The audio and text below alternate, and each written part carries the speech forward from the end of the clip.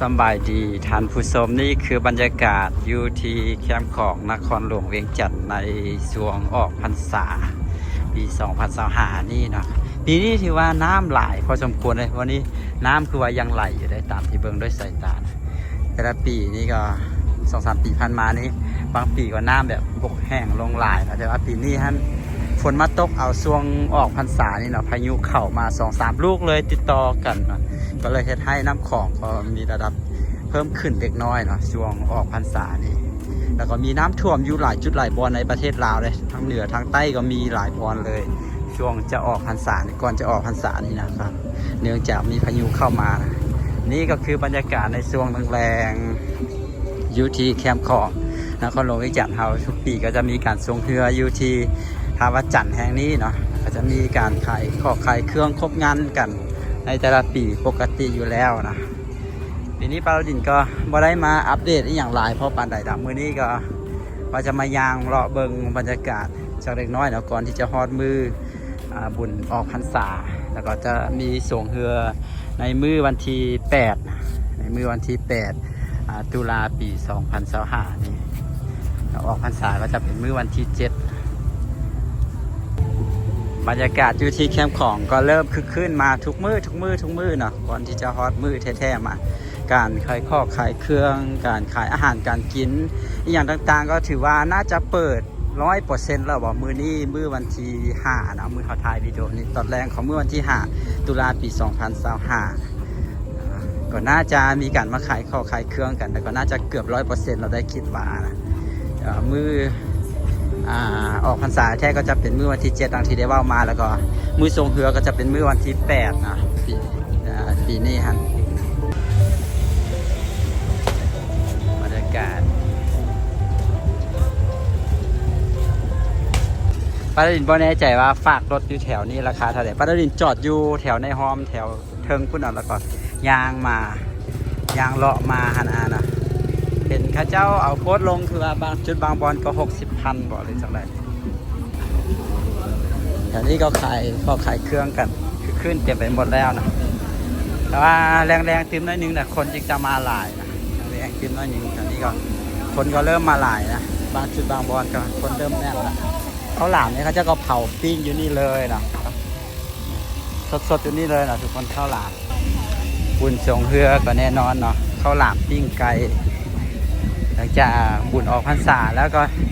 อีก1 เดือนต่อมาเนาะก็จะเป็นบุญนมัสการพระธาตุหลวงนะจะเป็นบุญใหญ่อีกบุญหนึ่งนี่ก็ห้านขายเครื่องก็เต็มหมดเลยวันนี้ก็มีเวทีอีกวันหนึ่งเนาะแถวทั้งนี้ตอนนี้เราอยู่เบื้องทางเทิงเนาะเบื้องทางเทิงทางที่จะขึ้นไปทางสีไข่นะอยู่เบื้องนี้เอาไก่ปิ้งกันแซ่บขนาดนี้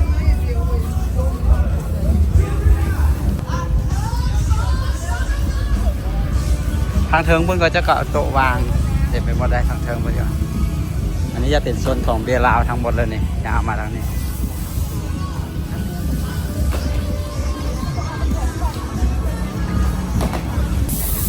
งานบุญออกพรรษาอยู่ที่นครหลวงเวียงจันทร์นี่ก็จะคึกคืนในงานบุญออกพรรษาเลยจ้ะ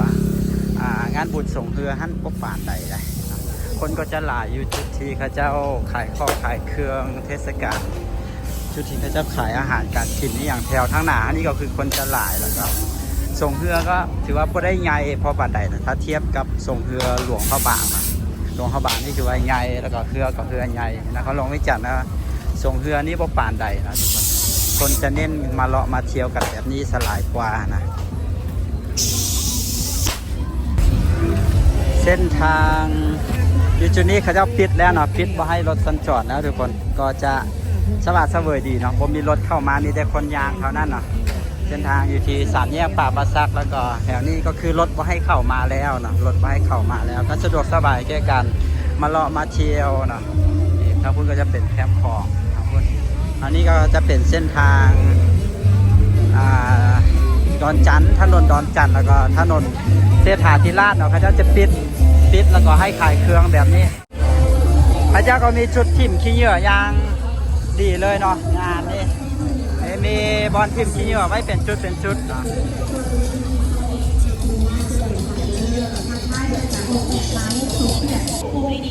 ล่วงหน้ากันเลยเนาะในส่วนไผ่ที่บ้านกำลังมีแผนจะออกรถ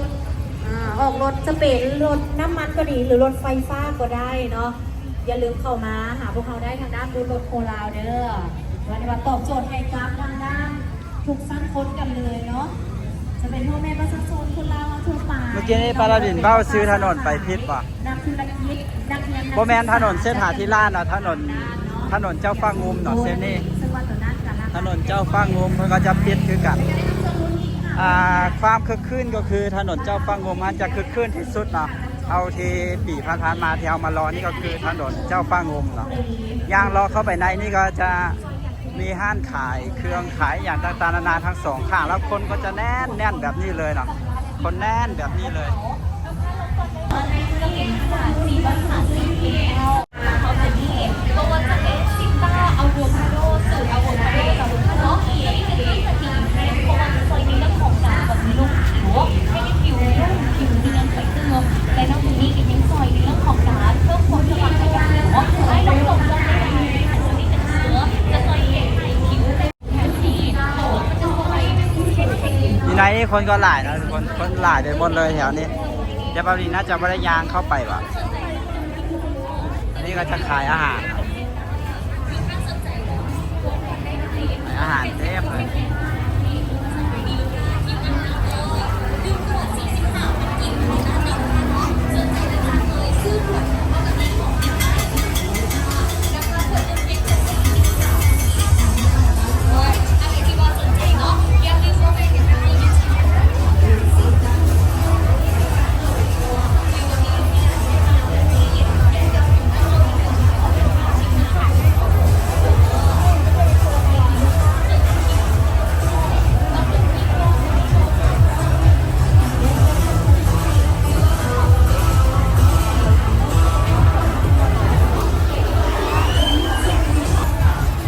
คนร้ายหลายๆยางซื้อมาได้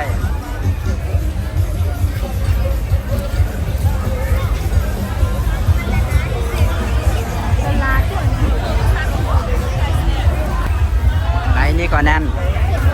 ยางยากนะเดี๋ยวเขาลองเบิ่งฟังนี้ส่วนนี้ขายอาหารอยากกินทั้งหมดเลยเนี่ยทุกคนอาหารหลายแห่งแนวกินแล้วนะแนวกินลิ้นๆนะ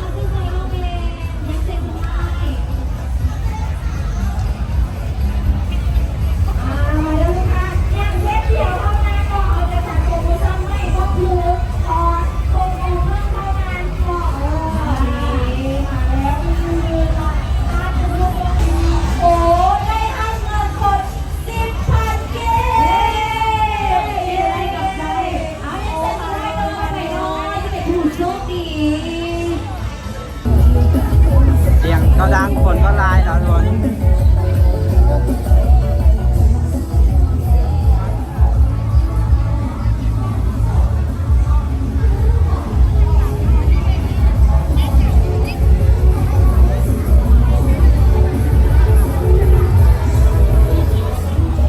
คนหลายเดี๋ยวเขาจะย่างไปทางแคมป์ของ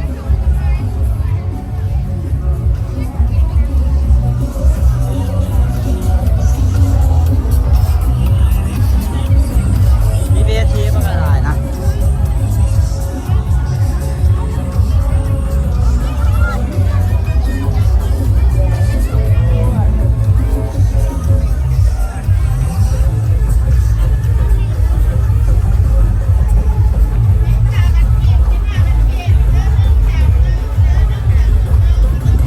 โอ้มีลมสีรองฟ้าประกำงาม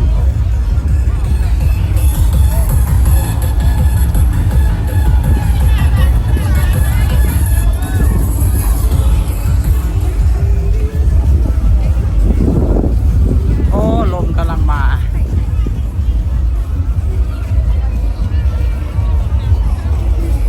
ถ้าลมแพงนี่อันตรายได้นี่มีเต้นมีอย่าง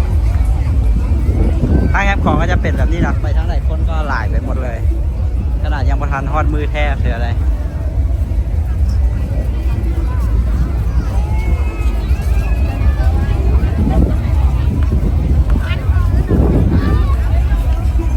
บุญก็เป็นเวทียาวลงไปทางลมพ่น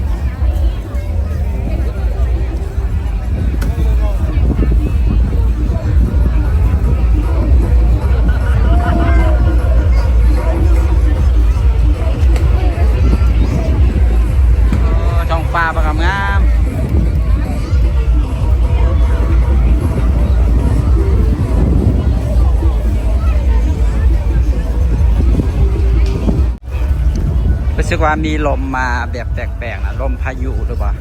เพราะว่าตามการรายงานของกรมอุตุนิยมหน่อยเห็นคนบอกว่าจะมีพายุเข้ามาจากทางฟิลิปปินส์บอกผ่านมาทางเวียดนามเลยอาจจะเข้าทางเหนือลาวว่าในแจวอนครหลวงวิจันทร์เฮาจะได้รับผลกระทบในมื้อวันที่6หาวันที่7นี้จะมีพายุเข้าขอให้ยาหุนแหงเนาะเพราะจะเป็นช่วงเทศกาลออกพรรษาลาวเฮาพอดีนะถ้าเกิดว่าพายุเข้ามาแหงก็อาจจะมีผลกระทบได้นะ